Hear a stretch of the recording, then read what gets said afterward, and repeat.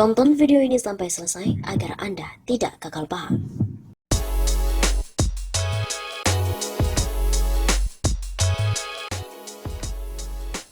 Korupsi Benur 25 miliar rupiah, ex-menteri Edi Prabowo hanya dituntut 5 tahun penjara. Sementara Habib Rizik cuma bilang, "Alhamdulillah saya sehat," dituntut 6 tahun dan vonis 4 tahun. Keadilan apa ini? Mantan Menteri Kelautan dan Perikanan, Edi Prabowo dituntut 5 tahun penjara dan denda 400 juta rupiah, subsidiar 6 bulan kurungan. Edi Prabowo diyakini oleh jaksa terbukti menerima uang suap yang totalnya mencapai 25,7 miliar rupiah dari pengusaha eksportir benih lobster BBL atau Benur. Duit itu diberikan agar Edi mempermulus pengurusan izin ekspor di kementeriannya. Menuntut agar majelis hakim dapat memutuskan menyatakan terdakwa terbukti bersalah melakukan tindak pidana korupsi bersama-sama, menjatuhkan pidana terhadap terdakwa 5 tahun dan pidana denda 400 juta rupiah, subsidiar 6 bulan kurungan. Ujar jaksa KPK Ronald Urotikan di Pengadilan Tipikor Jakarta, Jalan Bungur Besar Raya, Jakarta Pusat, Selasa 29 Juni. Adapun hal yang meringankan adalah Edi sopan dan belum pernah dihukum, serta sebagian aset telah disita. Indonesia Corruption Watch menilai tuntutan KPK terhadap mantan Menteri Kelautan dan Perikanan, Edi Prabowo terlalu rendah. ICW menganggap tuntutan itu sebagai hinaan terhadap rasa keadilan. Benar-benar telah menghina rasa keadilan, kata peneliti ICW Kurnia Ramadana, Rabu 30 Juni. Bandingkan dengan kasus suap di Rumah Sakit Umi Bogor, Habib Rizik dituntut 6 tahun, divonis 4 tahun penjara. Hanya gara-gara Habib Rizik dituduh bohong dan menimbulkan keonaran. Ada video berjudul Testimoni Habib Rizik, di mana Muhammad Habib Rizik tampil dengan keterangan, "Alhamdulillah wa syukurillah, saya saat ini di Rumah Sakit Umi, saat ini saya dalam keadaan kondisi sehat, sedikit lagi akan pulang ke rumah. Alhamdulillah pelayanan di Rumah Sakit Umi baik," begitu kata jaksa. Seperti diketahui bahwa Edi Prabowo dituntut 5 tahun buwi dalam kasus suap ekspor Benur. Edi Prabowo dituntut 5 tahun penjara dan denda 400 juta rupiah, subsidiar 6 bulan kurungan. Edi Prabowo diyakini jaksa terbukti menerima uang suap yang totalnya mencapai 25,7 miliar rupiah, di mana dari pengusaha eksportir benih lobster atau Benur.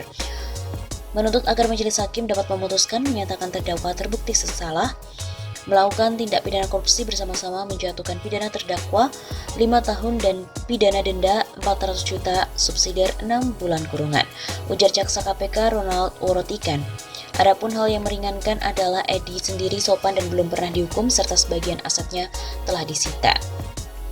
Jaksa juga mengatakan Edi menerima suap melalui beberapa anak buahnya, yakni Ketua Tim Uji Tuntas Perizinan Budidaya Lobster Andrea Misanta Pribadi dan Safri selaku staf sus Edi, dan Wakil Ketua Tim Uji Tuntas Amiril Mukminin selaku Sekretaris Pribadi Edi, dan Ainul Fakih selaku staf pribadi istri Edi, Iis Rosita Dewi, serta Sitwadi Pranotolo selaku Komisaris PT Logistik Indonesia dan pemilik PT Aero Citra Cargo.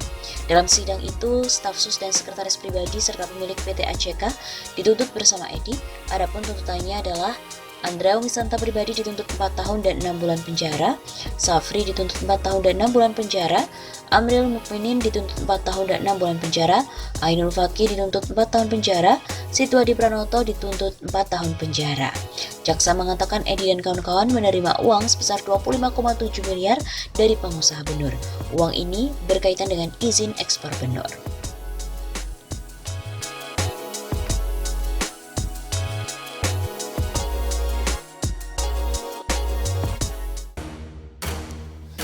Pengamat mengatakan vonis HRS 4 tahun penjara akan mempercepat pergantian kekuasaan. Vonis Habib Rizik Syihab dalam kasus Rumah Sakit Umi Bogor justru mempercepat pergantian kekuasaan. Vonis ini justru memperkuat rakyat tidak percaya pada penguasa. Demikian dikatakan pengamat politik Muslim Arbi dalam pernyataannya kepada Suara Nasional pada hari Kamis 24 Juni yang lalu. Kezaliman penguasa terhadap HRS makin terang benderang. Menurut Muslim, HRS masih sebagai simbol perlawanan penguasa sehingga ucapannya selalu diikuti oleh rakyat. Tantangan JPU dijawab dengan ribuan massa yang datang ke Pengadilan Negeri Jakarta Timur. Muslim juga mengatakan fisik HRS boleh dipenjara, tapi ide dan ceramahnya masih terus disebarkan melalui media sosial seluruh rakyat Indonesia. Dalam momentum yang tepat, HRS akan memimpin perlawanan terhadap penguasa zalim sehingga tumbang.